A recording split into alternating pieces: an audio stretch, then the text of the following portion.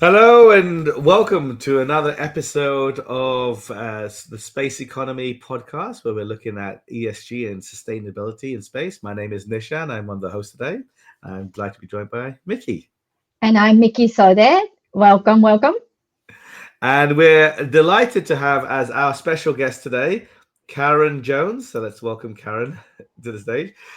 Karen is a space economist and a senior policy analyst at the Center for Space Economy, is a Center for Space Policy and Strategy at the Aerospace Corporation. She's had a deep and extensive experience in various aspects of the space economy, and we're delighted for you to join us and be with us today, Karen. So thank you. Thank you. I'm happy to be here. Thanks. All Welcome, right. Mickey. Yep. So, as you know, that we care about the sustainability and growth of the space economy. And so the biggest question we have is, where do you see as the biggest opportunity in growing space economy? And I think you might say that space economy, that definition is getting kind of fuzzier by the day in a sense, because as it becomes more critical in many different industry, be it oil or supply chain or even national security, and then the space becomes more of a supporting backbone for those industries. So like how, it's very hard to say, where the space economy starts and ends. But at the same time, either way, it's very important to be able to shape this future space economy with different actors, be it civil or commercial, international, all of that. So again, where do you see as an opportunity for the growth of the space economy? Okay, well, Mickey, that's exactly right. It touches so many industries, and the value really lies in the convergence and support of these other industries, whether it's environmental monitoring, oil and gas, logistics, supply chain management, as you mentioned. It just touches almost every industry, and certainly it touches the telecommunications industry. We're seeing this point of convergence with 6G. Right now, we're pretty much in 5G, and we're going to start to see future systems where we'll be talking on our cell phones and not knowing exactly if we're going over mobile terrestrial wireless or satellite. It's getting to that point. So the satellites will be touching our everyday lives. They already are, whether it's for geolocation services, but it's going to become even more so in the near term future. We will increasingly rely upon the value of space for an enormous amount of applications, agriculture, tracking, and so on.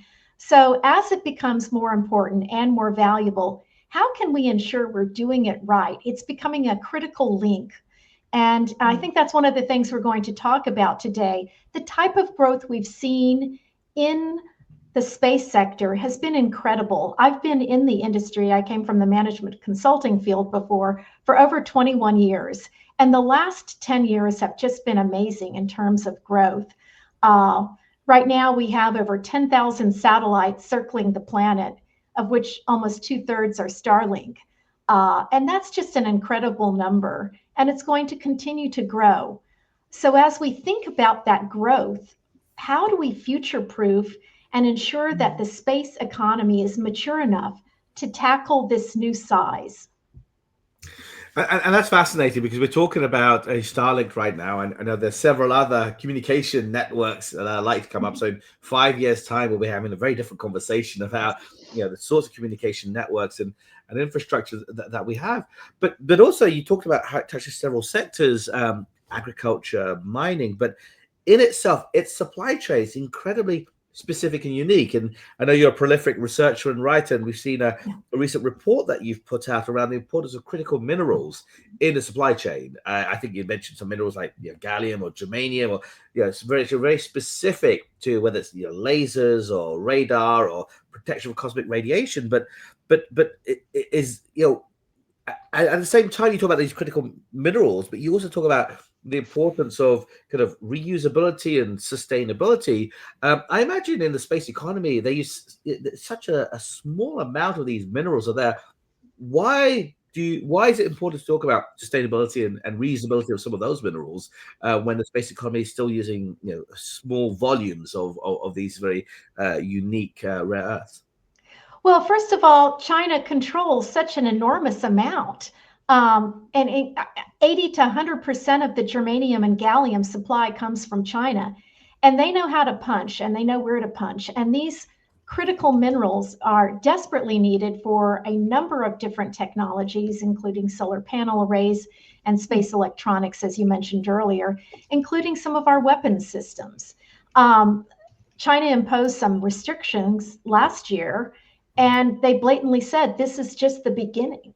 So I think it's going to continue, and we need to really think through our supply chain in a circular way so that we can think about how to reuse and better choose some of our products as well, to be smarter as well. But these critical minerals are extremely important, not just for space, but other industries. And Sean, you're right. In terms of volume, we certainly don't use the type of volume that, for instance, car manufacturers use.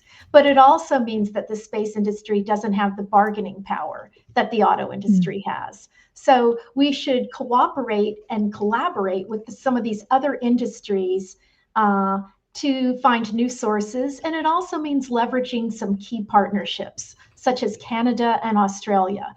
Both of these countries are very close allies, and they're also mining powerhouses. A huge percentage of both countries' GNP is from mining.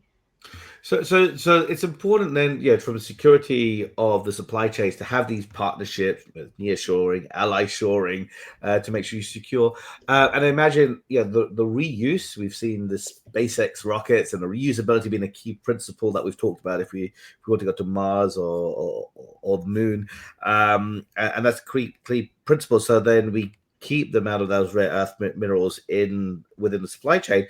But are there any other kind of reasons for this? I know before we came online, you talked about some of the space debris kind of risks that we're facing, and if we want to future-proof the space economy, as you mentioned, sustainability has to be a core asset design at the outset. Unlike some of the other domains that we've seen, like the oceans, for example, where with plastic pollution, we've gone beyond the point of no return in certain regards. Yes. We have to look at these other areas and look at those problems and then say, we don't want to go there. And as part of the way we can do that is to think about the system in a circular way. I wrote a paper called The Green Circularity, Cradle to Grave Analysis of Our Impacts. So that's one way to start the process. There are folks within the Aerospace Corporation that are looking at safer substances, including ceramics instead of metals. And in fact, there was a National Academy of Sciences study, October 2023, on exotic metals in the upper stratosphere from spacecraft reentry. And they specifically knew that these exotic metals in the upper stratosphere were from spacecraft because two of the exotic metals, hafnium and niobium, are very closely associated with spacecraft electronics. So we don't know what the impact of these exotic metals are, but up to 10% of cosmic dust in the stratosphere is due to these two metals, which is due to spacecraft reentry. So we need to study that. And the Aerospace Corporation is also looking at what are some safer products we can use other than metal. Japan is even looking at wood. There is a satellite that they're making from magnolia wood, and looking at how would that interact as it reenters the atmosphere, and would that be a safer product?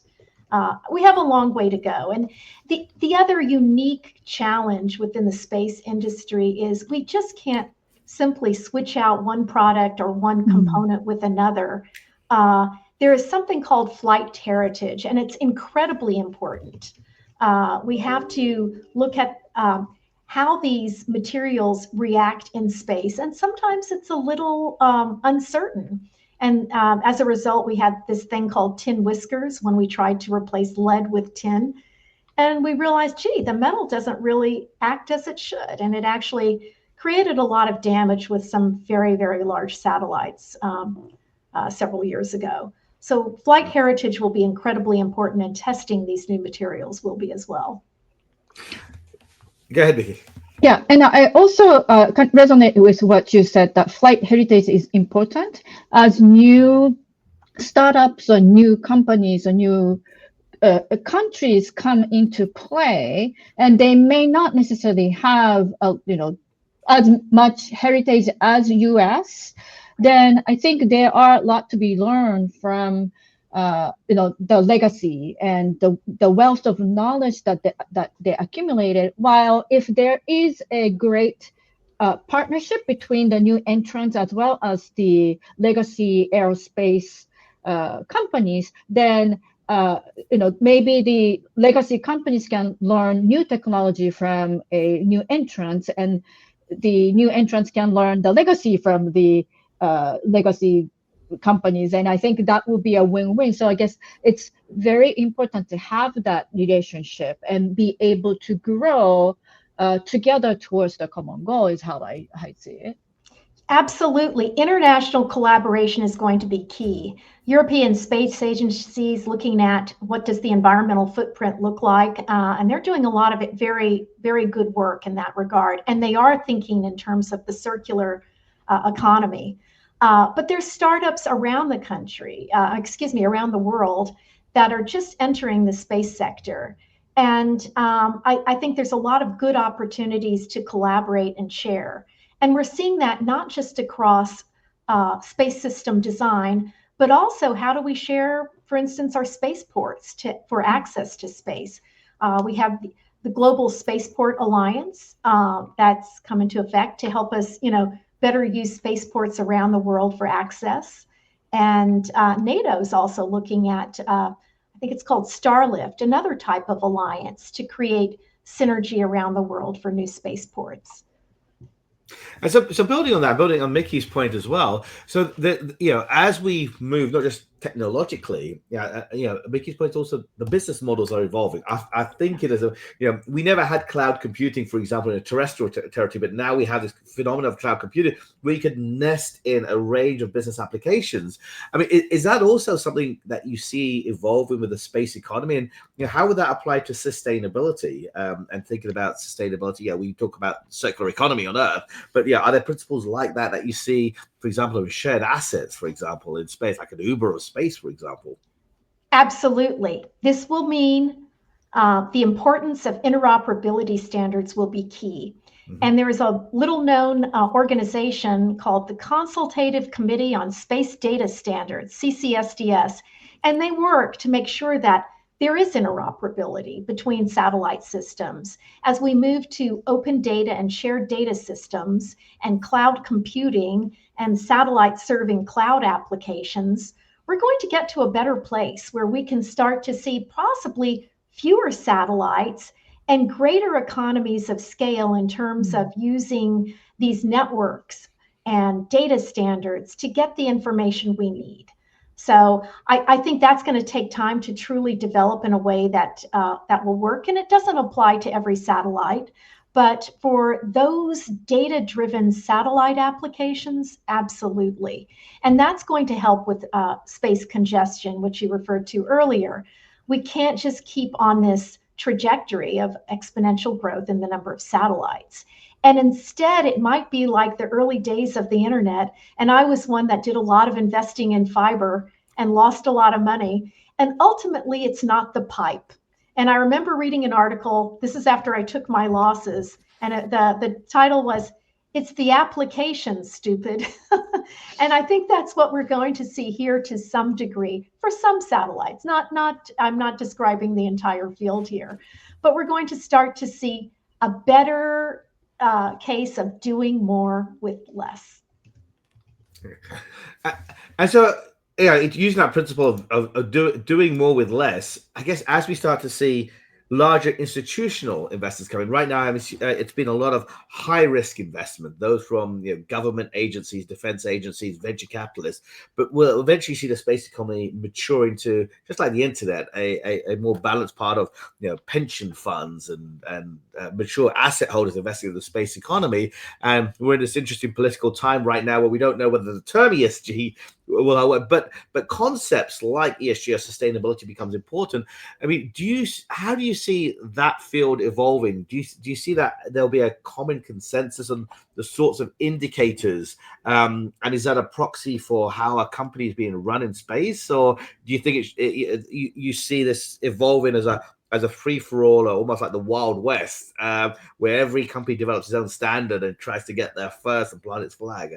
I'd be curious on your thoughts on that field. Well, I hope we do coalesce on one or maybe two standards, but not a lot. I think that's going to be key, is not to have a lot of standards here.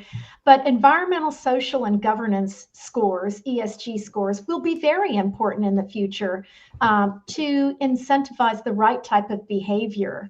And I read an interesting article over a year ago about how high ESG scores correlate with value and profitability. So I think it's an incredibly important score.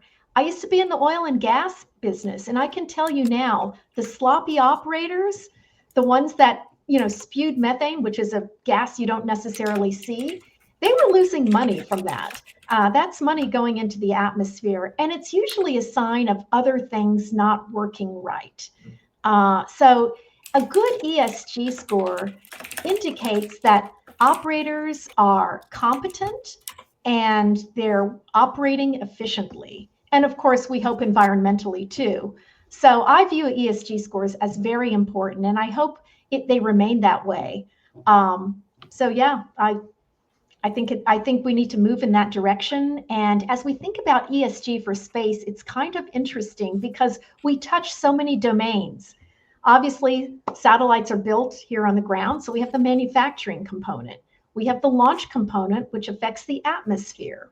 And then we have, the operating component in low Earth, medium Earth, and of course, geo orbits, higher orbits as well, and ensuring that you have a safe orbiting environment. And then, of course, reentry, which we just spoke to earlier, which is, during the reentry process, how do the spacecraft perform and ablate potential particles that could possibly create another problem? Now, we don't know yet. There's many unknowns about reentry. But I think we should look at the entire circular space economy and address all these issues and where the risks are, and start to target some research towards those unknown unknowns. Fascinating. Yeah. So in this climate, let me say that more and more new entrants are coming, and the space is becoming more international. And as I think we are on consensus that we have to build some standard and norms, and so that the space will be open for all and have some operation procedure for everybody to adhere to. In shaping that kind of future, who could be a leader in having that conversation? It's probably more like international policy kind of a conversation, but what is your thought on that? Well, I think it starts with the Outer Space Treaty that goes back to 1967 and the 17 articles of the Outer Space Treaty. And then it goes to the United Nations and their management of space through their organization, the UN Outer Space. Sorry, I'm drawing a blank for what it stands for all of a sudden. The UN Office of Outer Space Affairs, UNOSA. So they are the ones that are going to take a look at this from the standpoint of space debris. How do you operate in space? But ultimately, I push this back onto the US as the dominant space player with over 40% of the satellites in space now. So, and also the Department of Defense being the largest buyer of satellites to really push better practices. So I hope that the US leads, and we have the most to gain and the most to lose. So I hope it starts with the US as well. I mean, that's fascinating because you'd almost think that the US, being one of the pioneers of the more innovative, frontier breaking kind of space economy, would have asked, you'd naturally imagine that they'd require less restriction to allow their companies to break through. But it's interesting you said that actually there's the most to lose by having a disorderly development of the space economy, not to have an orderly development. And I mean, but also linked to that, you reference a couple of state organizations, whether it's going to be a UN-based organizations or a US DoD or NASA type commission. My question here is, are those state commissions going to move as rapidly as possible? When I look at, for example, the ocean domain, when I look at the range of issues we face, from plastic pollution to overfishing to shipping standards and the migration away from fossil fuels to alternative fuels like methanol or ammonia or small nuclear reactors, there are just so many developments that are happening, autonomous vessels, that these state-based organizations just cannot keep pace with those evolution. Whereas you look at bodies like ICANN that governs the internet and the movement towards Internet of Things and autonomous, whether it's drones or cars, and there are almost two types of structures that might need to be created. I mean, institutionally, are we set up in the right way to start setting the right norms and practice? Or do we need to start seeing new bodies be created to help govern the use of space? Well, it's complex because of all the different domains we touch, but I have hope that we can get there with space traffic management, for instance. If we don't, we're going to end up with a low Earth orbit that's just a bunch of shrapnel as the Kessler effect happens, and we can end up with a cloud of debris. So we certainly have the incentive to go in that direction, and we are already tracking quite a few, the space debris types up to a certain size. And getting better at making the right maneuvers. But I think we're going to have to just keep pushing for better regulations, better tracking, and hopefully maybe more of a situation where we can do more with less over time and consolidate more of our missions as well. I am very concerned about low Earth orbit, where a collision, these satellites are going over 17,000 miles per hour. So once a small, piece hits another satellite, it just creates a cloud of debris, and it can take hundreds of years to clear. Ultimately, very low Earth orbit, it just takes a day or two. Remember, the lower you go, the more atmospheric drag and the sooner it comes down. And if we were really to take the Kessler effect to the extreme, perhaps the last orbit standing would be very low Earth orbit, where things clear in just a day or two. So hopefully that will not happen. Hopefully we will not have what we see in the Pacific Ocean, which you referred to earlier, which is this plastic, kind of patch of. Hopefully we can use our international bodies to coalesce around the right standards and norms of behavior. Wonderful. I mean, Karen, I feel we could speak all day to you about so many different facets of the space economy. I mean, this has been a fascinating conversation. We've touched on a range of topics about the huge growth that we expect to see, but the importance of sustainability and the sorts of institutional setup or the norms that we need to ensure that there's a orderly development for the benefit of all, and the use of future generations. Karen, thank you very much for your time and for your insights. And from Mickey and I hope you'll continue to watch and participate in some of our future podcasts and on future topics. Well, I enjoyed it very much, and thank you. Thank you. Thank you. All right.